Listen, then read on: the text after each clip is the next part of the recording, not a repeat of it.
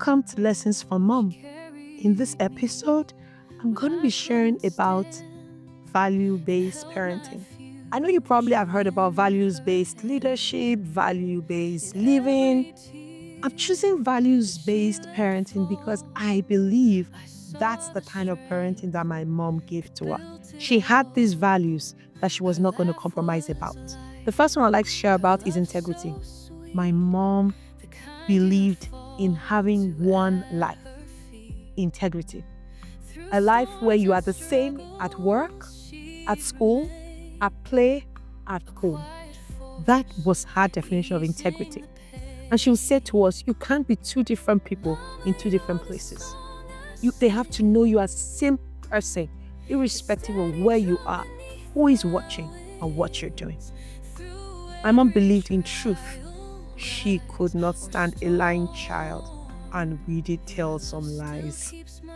She knew her way of dealing with us and making sure that she brought the truth out of us. And then she would say things like, you cannot tell lies, because the liar will steal, and the thief will get into trouble with the police and will not have a secured future. And so she made sure that we told the truth. And when we lied, she knew how to get the truth out of us. This informed or has informed how we live today. To think first before we say something, because mom is watching and she will not have you tell a lie. My mom had key values like hard work. She could not stand a lazy child. She wanted to ensure that our work was completed and completed very well. There were things she didn't know how to do. For example, geography. Or she knew my dad had a strength in it.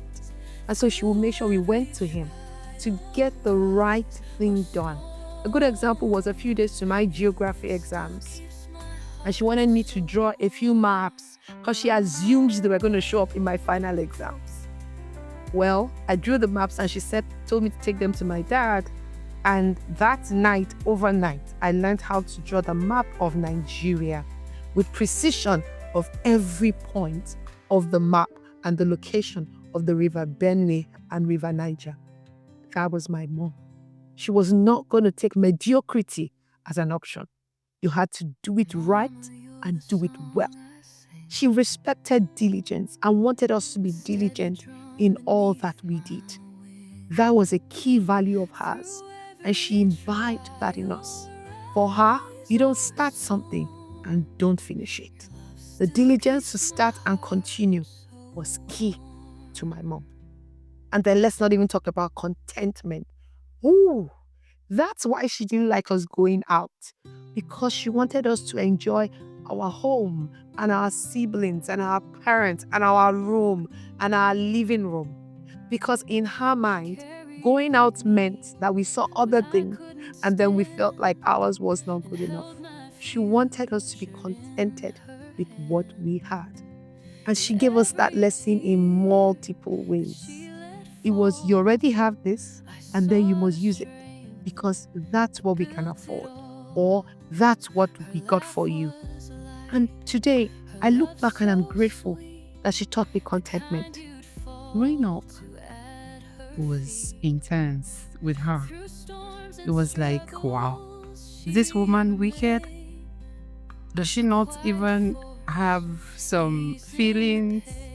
It was intense because it was like she knew that she wasn't going to be around for long. So she wanted to make sure that she really trained us well. So she taught us resilience, independence, hard work, being smart at whatever it is that you do, getting things done as at when due, the art of being very organized. She taught us all that. It was like a 50-year curriculum that had to be done in a few years. And when those trainings were going on, I thought this woman she's just wicked. We had house helps in the house per time, like maybe at least 2. But you are not allowed to allow them to wash your clothes. You are not allowed to allow them to wash your plate after eating or you allow them to cook for you. In fact, she does the cooking herself. But you have to be there. You have to just stay with her in the kitchen. All of those things were trainings that we didn't see.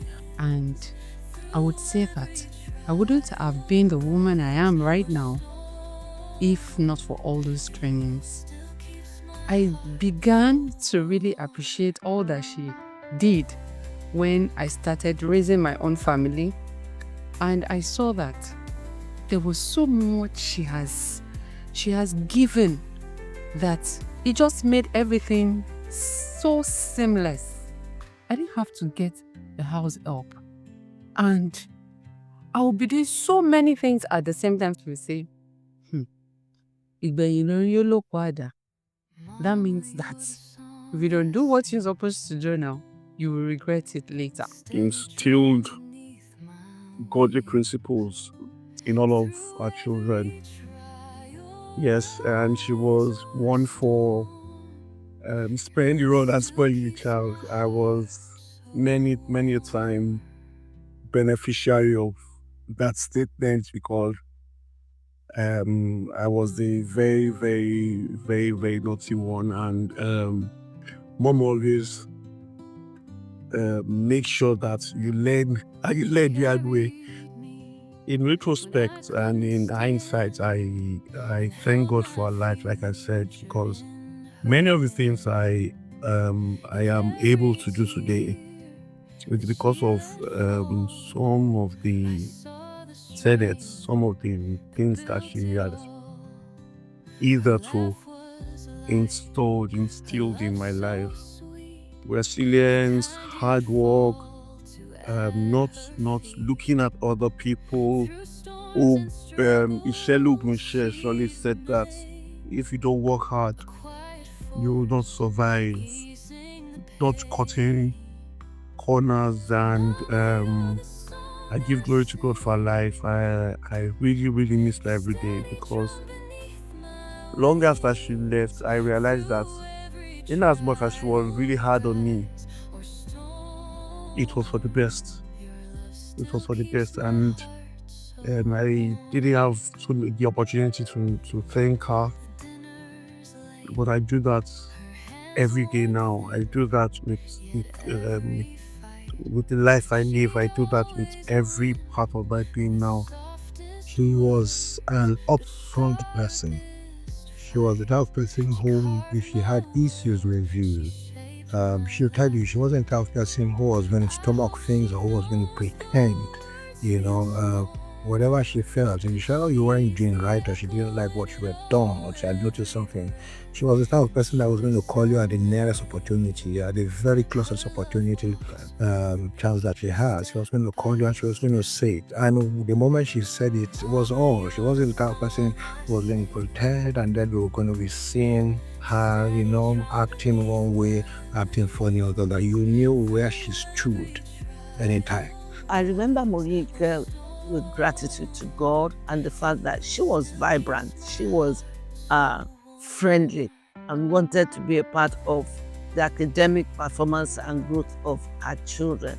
And so she was a part of our school community, friendly. She was friends with the teachers and friends with other staff of the school. She was a disciplinarian. I thank God for the children that she raised within a short time. And by the grace of God, they all turned out to be wonderful men and women in their own rights. They're serving the Lord and doing great exploits. My mom invested into us in our childhood. I'm really thankful for the time I had, albeit short. It was a really, really good time with my mom, and I'm thankful for this opportunity to celebrate her. And I can tie that to our first episode on identity and that power of being different. A good support for that was contentment. Because what she showed us was if you know yourself and you recognize your difference, then everything that you get will support that identity and you will not have to look at what somebody else has. A supporting value to contentment for my mom was no envy, no jealousy. Because she believed that if we are contented with what we have, then we wouldn't have to look at someone else's own and then be jealous of them or be envious of them to the point of thinking of destroying them. Wouldn't this world be better if we all had parents who taught us to know who we are, value who we are, be contented with what we have, so that we celebrate what other people have rather than put them down? These are values that my mom taught me. Let me now go to the value of communication and that ability to say exactly what you mean, how you mean it, with the right words. And so in her British colonial mind, she would correct us when we used words wrongly because we had to say it the right way. That was my mom. And so I've chosen these few values to share about a woman who herself was strong on integrity, truth, justice, contentment, humility, trust, faith. And she passed on all these values to my siblings and I. And when I look back today, I recognize that I couldn't have been who I am and be where I am without the tools of values that my mom handed over to me. And so, what things do you hold in high esteem? What values do you consider important? What principles guide your life? The question is, did your mom have some contribution to those values in your life? Again, take time, journal it. There might be positive values and sometimes there might be things that need working on. But just stopping to reflect on these things might be very helpful for your life as you move forward. Remember, part of the journey we are on is a journey of self-discovery by taking time to heal, by taking time to let go of the trauma and of the pain of that loss and the exit of that parent. So what are you thinking about today? What thoughts are coming through your mind? Do you want to drop a thought in the comment section? We would love hearing from you. It's Lessons from Moms. Thanks for watching and see you next time. Mama, you're the song I sing. Steady drum beneath